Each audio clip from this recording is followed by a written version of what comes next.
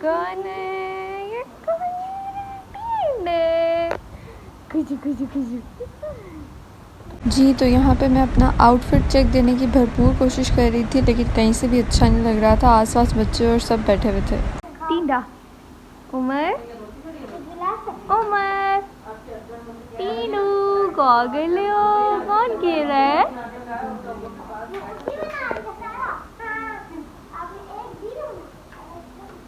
आप लोग क्या ड्रॉ कर रहे हो? क्या ड्रॉ कर रहे हो? अच्छा चलो करो, फिर मैं दिखाती हूँ, देखती हूँ। विशाल क्या ड्रॉ कर रही है? हाँ कैंडल। अच्छा, आपने कुछ नहीं ड्रॉ करना? अनाया, अनाया, आपने नहीं कुछ ड्रॉ करना? क्यों? अच्छा, आप लोगों ने सही जज रखी है।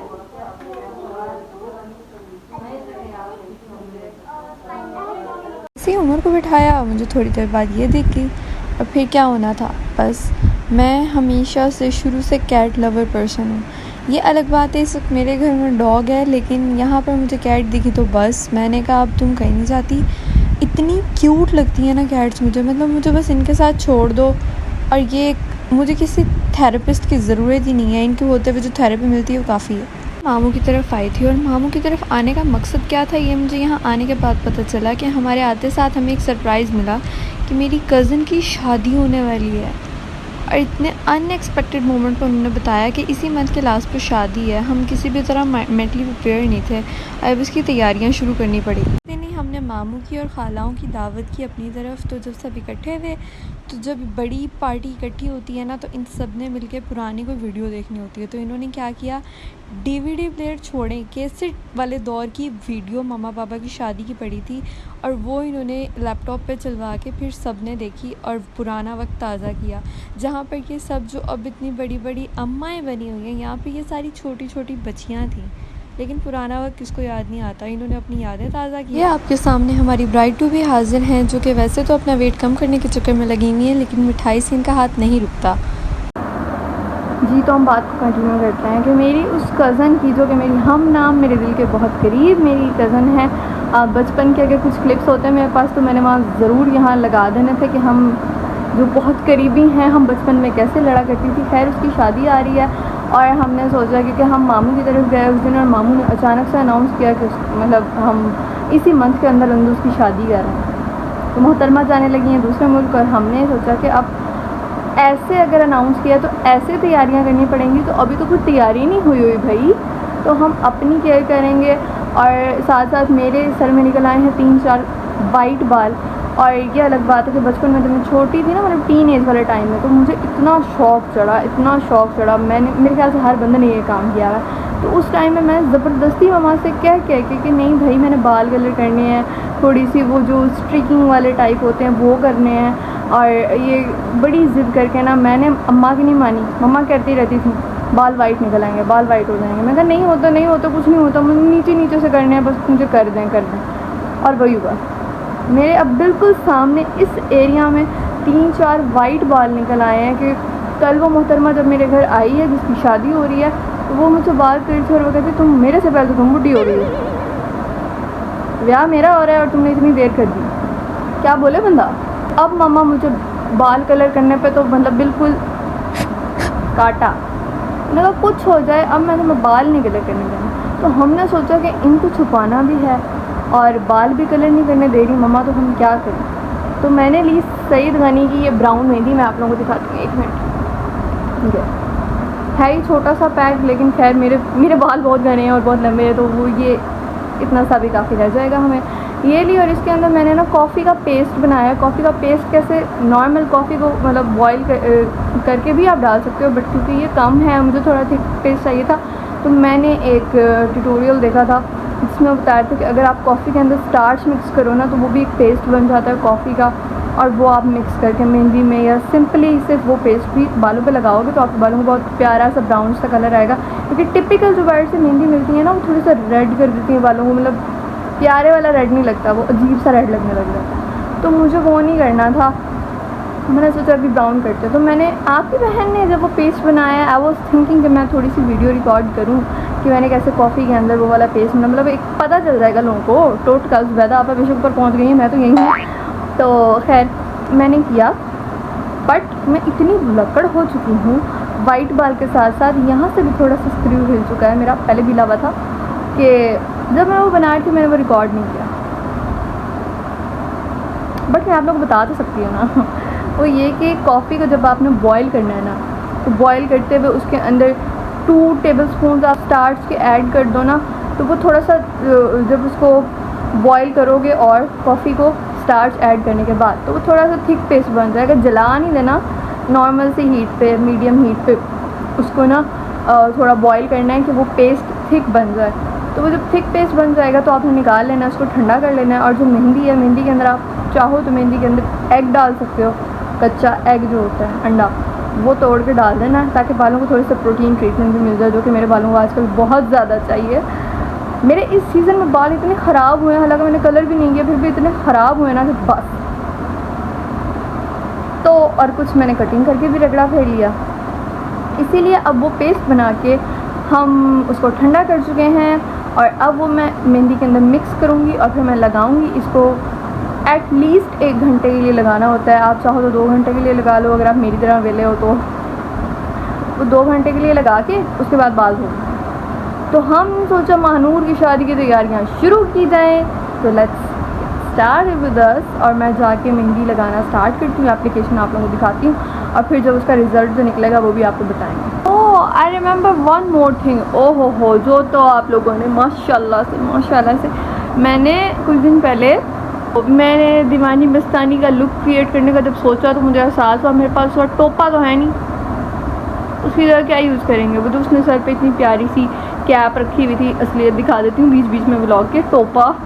लेकिन खैर वो जो भी था ना, मतलब वो रखा हुआ उसने सर पे इतनी बड़ी कैप सी, वो मेरे पास थी नहीं। अब मैंने कहा लुक तो मुझे क्रिएट करना है, तो मैं क्या करूँ।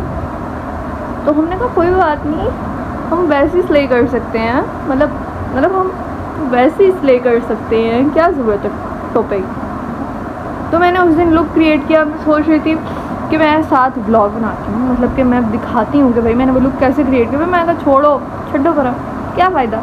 उस दिन मैंने बनाया था वो वाला चल तेरे मेरे किस्से का सिक्का उछाले, उसकी बिहाइंड द सीन में मैंने बनाया था। व्यूज़ तो आ ही नहीं रहे, क्या करूँ मैं। तो मैंने छोड़ दिया। मैंने कहा ठीक है कोई बात नहीं, इंस्टा काफ़ी है, इंस्टा की ऑडियंस मेरी अच्छी है।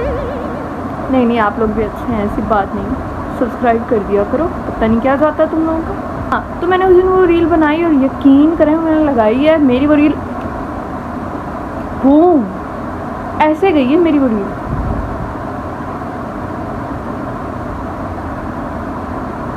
आप लोगों को कोई फ़ायदा नहीं, आप लोग नहीं करते, मैं क्या करूँ मैं।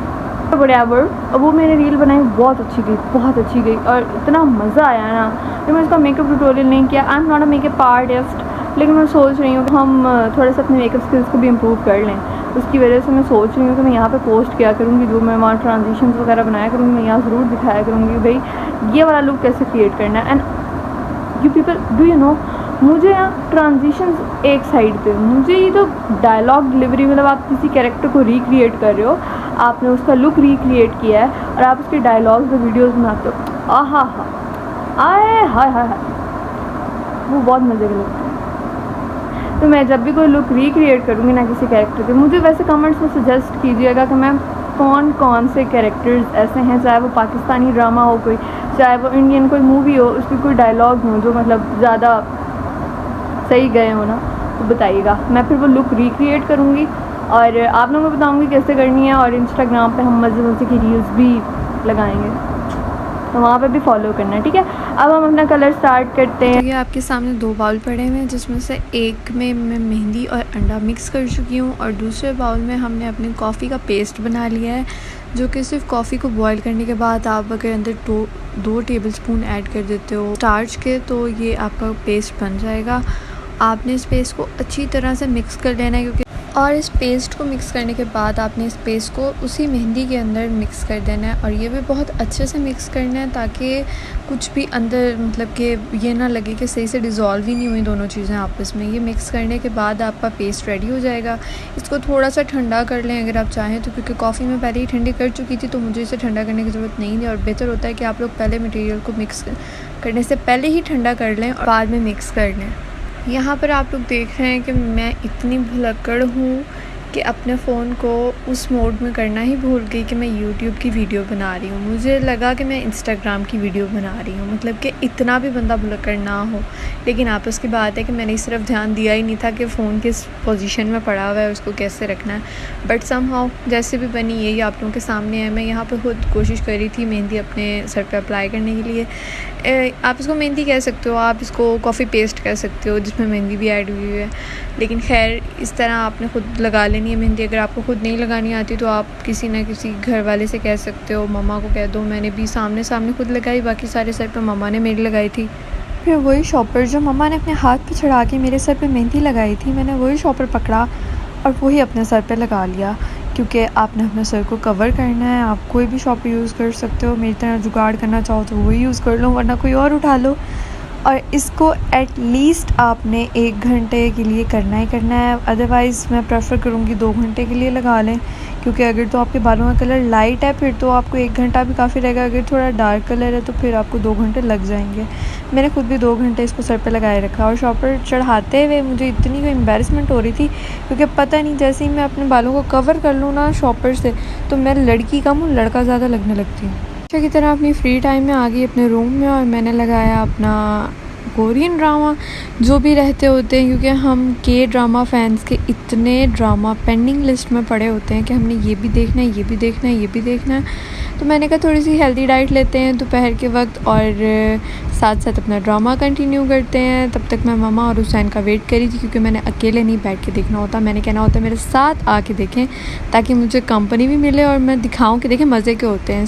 देन हमारा टाइम हो गया कंप्लीट। 2 घंटे मैंने सर पे मेहंदी लगाए रखी, और उसके बाद मैंने बग़ैर शैम्पू किए अपने बालों को धोया, और ये रिज़ल्ट आया जो कि मुझे बस एवरेज लगा। अब इसके 2 रीज़न हो सकते हैं कि ज़्यादातर क्योंकि सईद गनी की ये जो मेहंदी है ये मेहंदी प्लस कलर दोनों चीज़ें हैं, ये सिर्फ मेहंदी नहीं है, हेयर डाई के तौर पे यूज़ किया जाता है लेकिन विद लेस केमिकल्स। मे भी इसके अंदर सिर्फ और सिर्फ पानी ऐड करती तो इसका कलर कुछ ज़्यादा आता, लेकिन मैंने इसके अंदर अंडा भी ऐड कर दिया और उसके अलावा कॉफ़ी का वो पेस्ट भी ऐड कर दिया। ये कलर आया हमारे पास जो कि मुझे बस एवरेज लगा। इसने मेरे सामने के जो वाइट बाल थे सारे, जो मेन मकसद था मेहंदी लगाने का, उनको अच्छे से कवर नहीं किया। इग्नोर द बैकग्राउंड वाला तौलिया। बट ये थी मेरी आज की वीडियो। फ़िलहाल आप लोग देख रहे हैं मेरा मॉर्निंग फेस, उसके साथ मैंने वीडियो बना ली। Don't forget to subscribe the channel. मिलते हैं आप लोगों से नेक्स्ट वीडियो में, तब तक के लिए अल्लाह हाफिज़।